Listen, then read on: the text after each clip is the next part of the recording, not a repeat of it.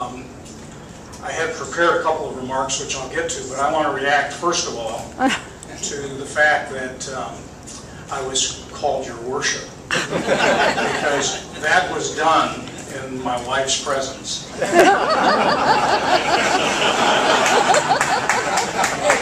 Did you hear that, dear?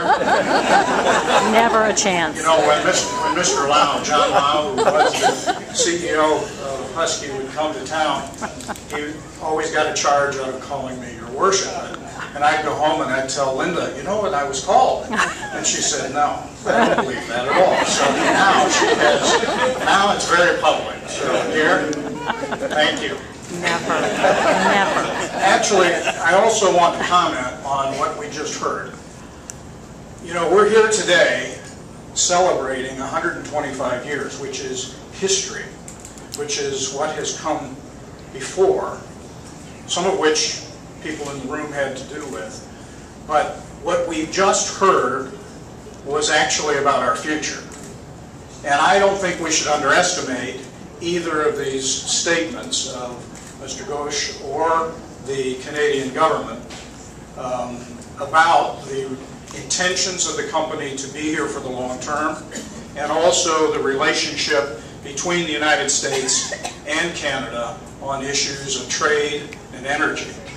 This was terrific news. This is headline news for the Lima News, because it says that for the long term, the Lima Refinery and all of the stakeholders to that plant, in fact, have a future here.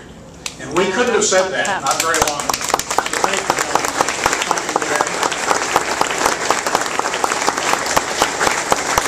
Not only to celebrate with us what has been, but also to really kick off our future in energy and in all of the major products that the campus at the Lima Chem plant in fact represent. This is indeed a great day, and I certainly want to thank all of those who made today possible. It's difficult to not talk in superlatives as we think about the refinery and what it has meant.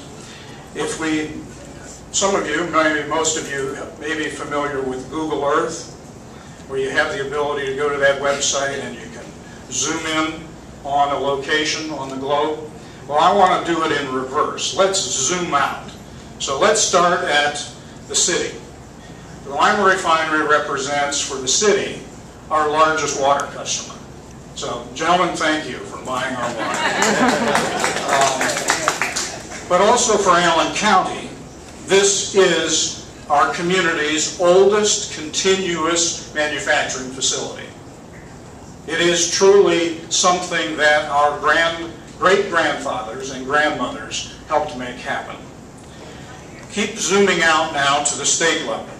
And this is, in fact, the Lima Refinery, the state's oldest continuous operating refinery. Oldest in the state. And of course, if you look at manufacturing generally, the Lima Refinery's 125 years is 25 years longer than the association of all of Ohio's manufacturers, right here. Now let's continue to zoom back and look at the nation. If you do a rough calculation of throughput at the refinery, and I could be wrong in the early years because I really just took a guess, the Lima Refinery in those 125 years processed somewhere in the neighborhood of 5 billion barrels of crude. And that represents, for our nation, a quarter of today's proven reserves. And for the globe, with world oil consumption now approaching 20 million barrels per day, we're talking about the equivalent, this facility, having produced 2/3 of a year's consumption for the entire world. It's an incredible set of metrics by which to judge the importance of this facility.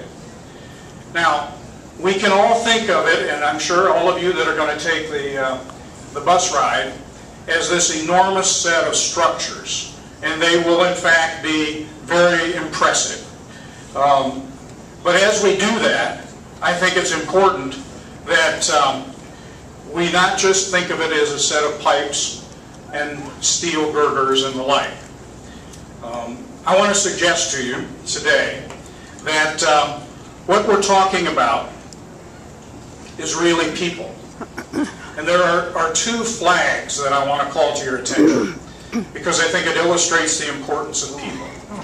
The city of Lima, of course, if you've looked at our logo, has the Lima Refinery right there in the middle.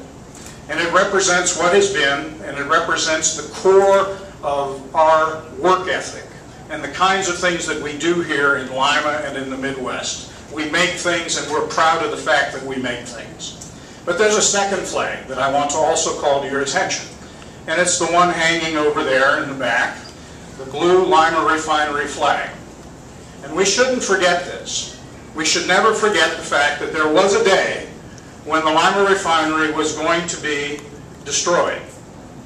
It was going to be shut down, and it literally was going to be cleared. And instead, the employees of the facility, Doug Parrish and a number of others, went out one day and took down the BP flag and put up the Lima Refinery flag. And that flag represents, again, the character of the people who in fact have made this facility possible. Hardworking, people of integrity, people who have in fact cared about what they do and the fact that they're here for the long term.